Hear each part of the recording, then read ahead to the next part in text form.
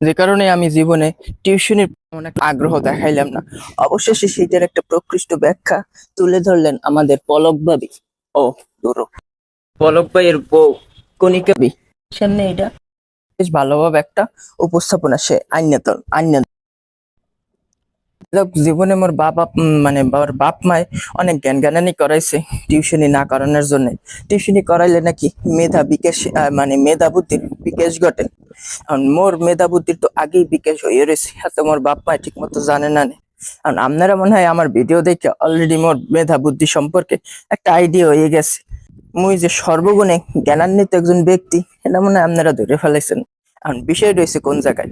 পলক ভাইয়ের বউ কণিকা ভাবি সে টিউশনি করাইয়েই ইউএসএ তে 3টা বাড়ি, ঢাকায় 15টা ফ্ল্যাটের মালিক হয়ে গেছে। এখন আমার যে এত এত জ্ঞান আর বুদ্ধি এর যদি মনে করেন প্রচার আর প্রকাশ ঘটাইতে যাইতাম, তাহলে দেখা যাইতো এই জ্ঞান বুদ্ধির প্রচারের আর প্রকাশের ফলে আমার বিশাল অর্থের এক জঞ্জানানি শুরু হয়ে যাইতে। অর্থের বৃদ্ধি এমন ভাবে ঘটতে দেখা গেছে সেটা একটা সমুদ্রের মতো এও যাইতে পারতে।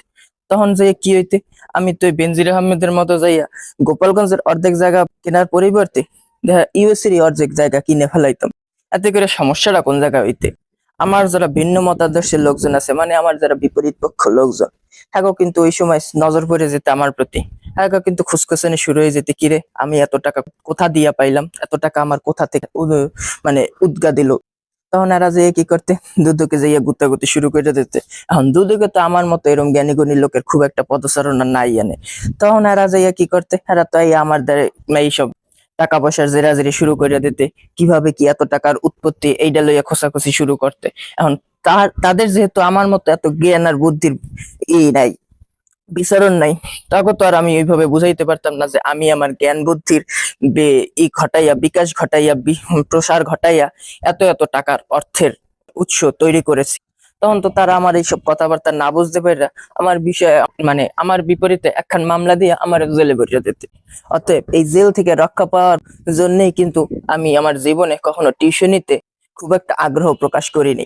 কিন্তু দুঃখজনক ভাবে এইটা আপনাদের কখনো কাউরে বলতেও পারিনি। অবশেষে এই পলক ভাবি, ও দূর বারবার বলবে, মানে ওই পলক ভাইয়ের বউ কণিকা ভাবি আমার ওই জাতির সামনে প্রকৃষ্ট সেই ব্যাখ্যাটা নিয়ে আসলো। এজন্য অশেষ অশেষ ধন্যবাদ কণিকা ভাবি, লাভ ইউ লাভ ইউ। ও দূর আর এক বেটার বউরে লাভ ইউ জানাই না থাক।